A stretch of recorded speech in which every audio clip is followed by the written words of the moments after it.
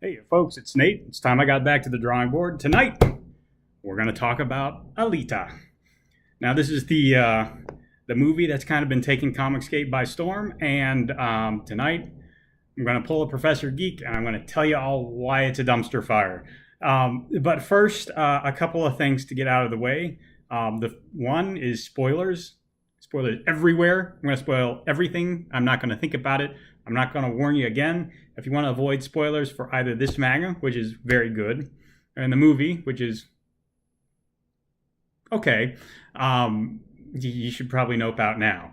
The second thing, regarding names, I am by and large going to use the names from the movie, which are not necessarily the names from this translation, but the names are by and large accurate to Kishiro's original writing. I'm not sure why some of the changes were made, but by and large, I'm going to be using names from the movie with one exception.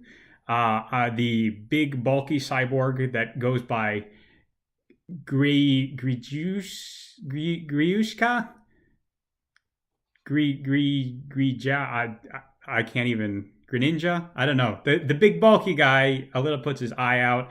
I'm going to be using his manga name of Makaku. I don't know why they changed that, but I find whatever they changed it to be impossible to remember. And looking it up on IMDb, I couldn't figure out how to pronounce it. So he's going to be Makaku. There it is. Now, I'm going to do two videos on this topic and why I'm not satisfied with the movie as an adaptation.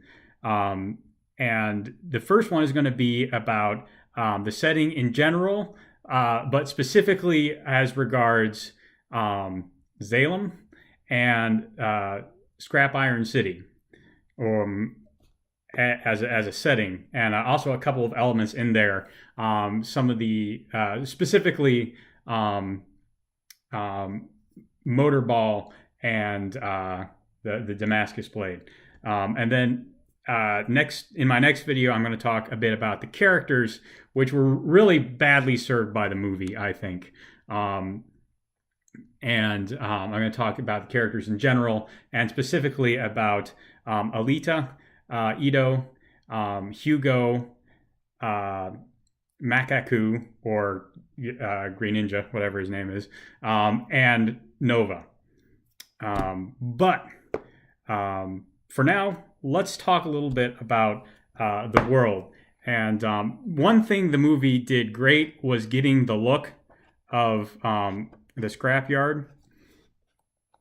I mean, look at this. It's kind of neon filled, post-industrial punk kind of a look. The cyborg designs are right out of here.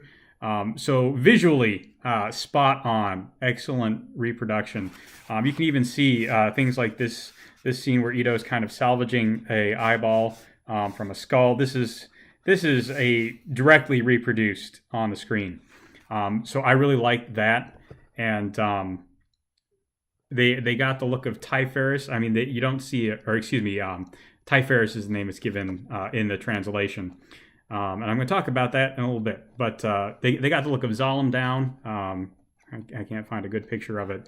Zalem is not as important as they talked about it more in Volume 2. Let me see if I can find. Anyways, visually, spot on. All the good visual world building is there. But the thing is, Zalem and Scrap Iron City have thematic elements to them that are very important and that were not...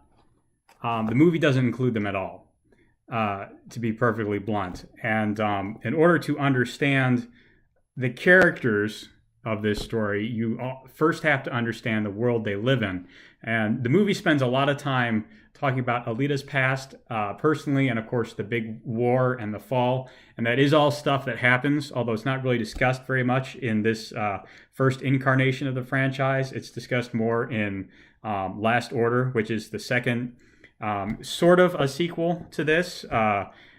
the author retconned his last volume out of existence and continued the story from there, which is not the best thing.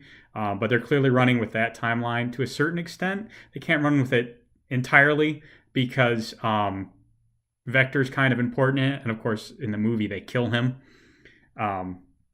But Scrap Iron City and Zalem have a thematic purpose. Each one embodies a part of the general theme of the story. And Zalem actually is the stronger case of that.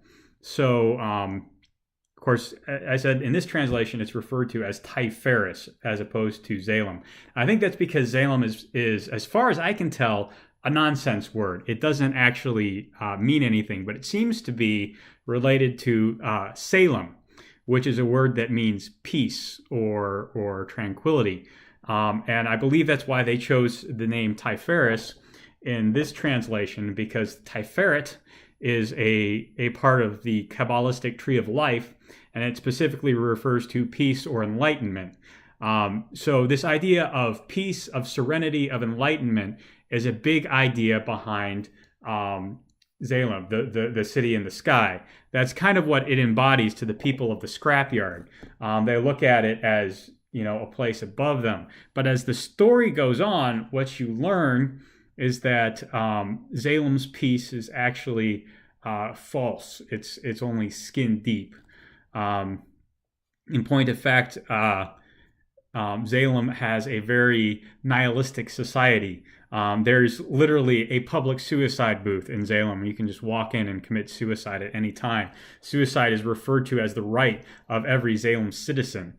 And that is the reason the society is so despairing, is so empty, so nihilistic, is because they live in a system of incredibly rigid social control. The citizenry does not act out in any way, shape, or form because they are subliminally controlled through a large network that the ruler of Zalem maintains. And that ruler is not Nova, it's Melchizedek, a computerized AI. This is very important, but we'll talk about that part more when we talk about characters. For now, know that Zalem does not actually, in the story, serve to represent peace. It serves to represent social control, social tyranny. Zalem is kind of the, for lack of a better term, it's the social justice warrior of its society. It uses economic power, it uses social control to keep its citizenry in line. Now, opposite that, Scrap Iron City is a place where there are no social controls. There isn't even standardized law enforcement. There's just hunter warriors. Like, it is literally an anarchist wet dream. Private citizens do all the law enforcement, and there are bounties put out on people. There is a code of law, yeah, sure. There's the hunter warrior code. There's factory law, but factory law is more like a suggestion, and you can break factory law a lot and get away with it. Plenty of people do. So the scrapyard is all about individual agency. Whatever people want to do is what they do in the scrapyard. And the scrapyard is kind of it's not based on a real place. Like a lot of people would say, that kind of idea of individual agency is based on, maybe America, or, the idea of complete freedom of action that Americans value. But really, it's more a sort of a look at the almost criminal life. There are a lot of stories about lawless zones in manga and anime, and presumably Japanese culture in general, where people just go and they do whatever they want. And if you know anything about Japan proper, there are red light districts, and it may also just be a comparison to entertainment Japanese entertainment is very wild. They believe if they can indulge their worst impulses in their entertainment, then they can, they will work it out of their system and it will not be there anymore, and they can go about their daily lives and be fine. Um, so there are a couple of possibilities that this dichotomy could represent. It could just represent, a very totalitarian, all-controlling culture versus a culture of individual agency, where people do whatever they want, whether it hurts people or not. It could be a comparison of certain aspects of Japanese society, the very proper, controlling, upright, face-oriented culture of, everyday life in Japan, where it's all about conforming to expectations and meeting high and ridiculous standards, contrasted against their entertainment, or against their lawless or the abandoned parts of their society. I lean more towards thinking it's simply a comparison of an extremely rigid society to a society that is very loose, with very few standards. And Kishiro's point with that doesn't seem to be to lift up either one as an ideal society. That's very important. The excesses of the scrapyard life are pretty clear. You can just look through. You have people like Makaku who run around and they cause all sorts of problems. Ito is, he's a well-intentioned guy, and he's a bright spot in the scrapyard, but he has a dark side. Unlike we'll talk more about Ito when we get to characters. For now, there is a lot of freedom in the scrapyard, but there's a lot of ugliness to go along with it. Alita as a beautiful thing, and the ugliness of the scrapyard is a theme there, along with, of course, Ito, as in contrast to many of the other hunter warriors. And so all in all, the scrapyard is a mixed bag. It has some good things, but has a lot of bad things. And Zalem is very much the same. While the movie doesn't get into any of the characters who go to Zalem, they do have the part where they ship. Let's see if I can find it. They ship an entire human being's worth of body parts to Zalem every month. That it's never explained. Here it is. It's never explained what they do with it. But for all the social control, and rigidity, and apparent strength that Zalem has, they do really gross, weird stuff like that. Of course, Nova isn't the one asking for it. He does do a lot of horrific surgical experiments on people, but he's not why Zalem asked for this stuff. Furthermore,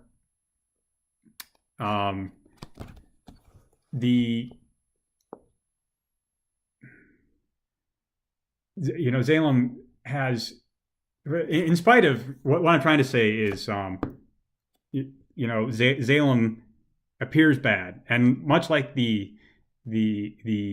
much like Scrap Iron City, it is a bad place.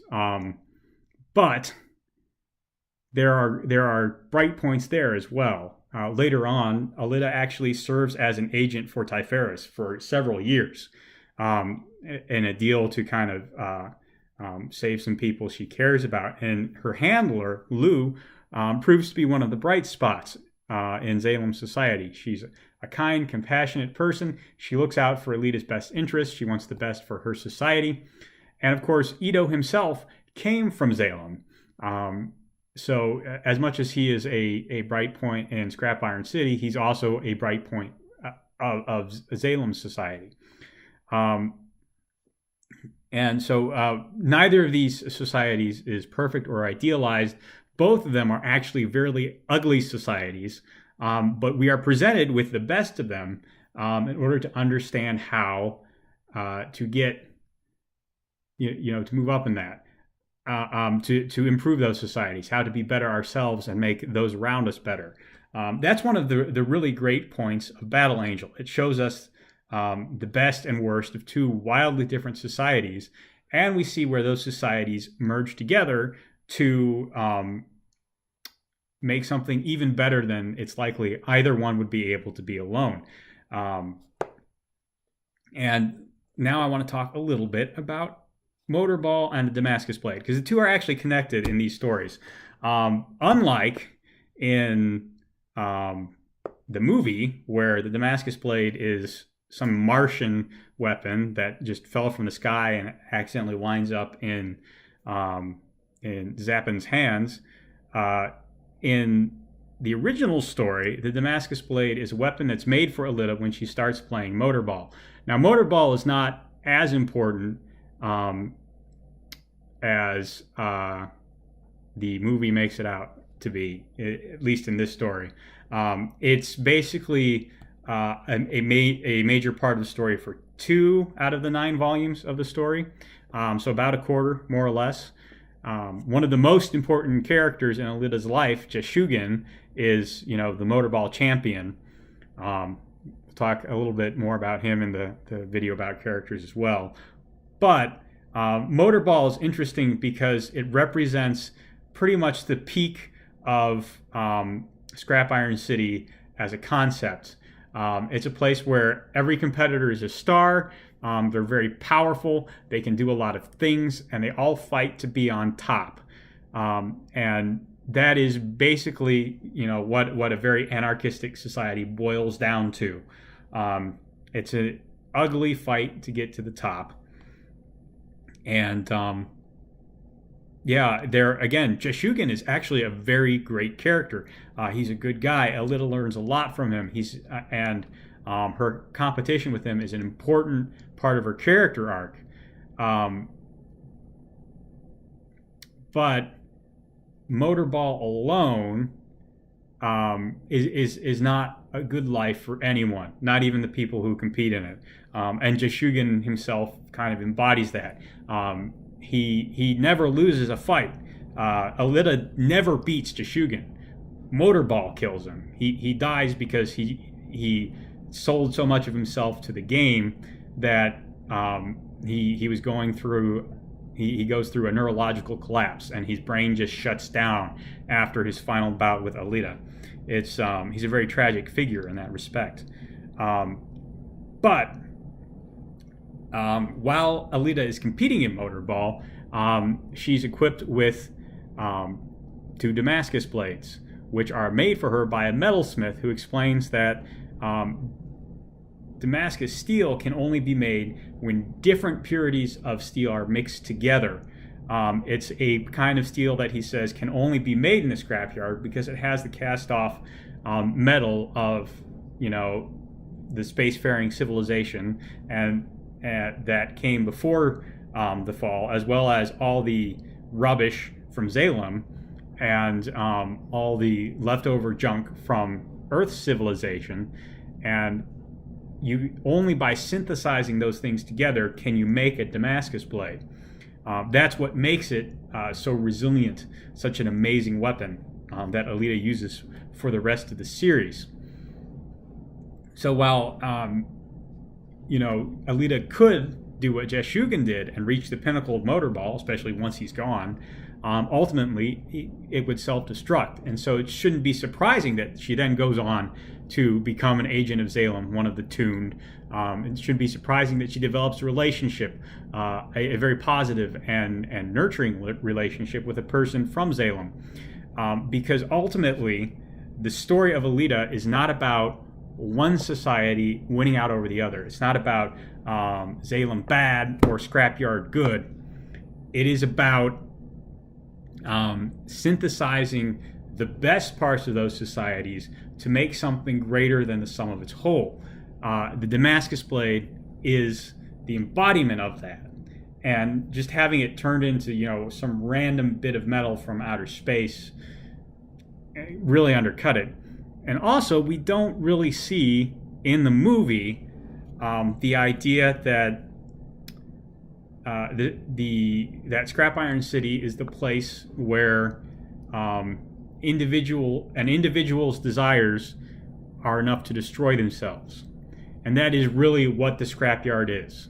Jashugan is the pinnacle of that, but Makaku was also a symptom of that. We'll talk more about that in the next video. So just on the purpose of, the setting, Scrap Iron City, and the theme of free will being, or not free will, but personal agency being a good, but a good thing that can very quickly turn against you if it's untempered. Instead, what we get is a story about Scrap Iron City being the have-nots and Zalem being the haves that oppress them. Now, there's nothing wrong with, an evil empire and the downtrodden masses. It's a great story. The problem is it's extremely overdone right now. I remember seeing a tweet where some guy was saying something to the effect of, we watched Star Wars, we read Harry Potter, this is the only story we've known, and when we see it in real life, of course we're going to stand up. And my thought was, if it's the only story you've known, how can you recognize any other story? And that's really what I thought of as I was watching Alita Battle Angel. It really felt like James Cameron is stuck on this one story of the haves and the have-nots, and he just had to squeeze Battle Angel into that mold. And Battle Angel doesn't belong in that mold. It's not a story about the haves and the have-nots. It's a story about how human decisions can, human freedom can destroy. And it's also a story about how societal control can destroy. And ultimately, by the end of it, it's a story of how you have to balance the two. You have to alloy the best parts of each in order to make a functioning and healthy society. That story is told primarily through its characters, which is what I'm going to talk about in my next video. So for now, hopefully you found that interesting, something to mull over. And if you enjoyed it, go ahead and leave a like button with the like button down below, and maybe subscribe so you don't miss the next video. And I'll talk to you later.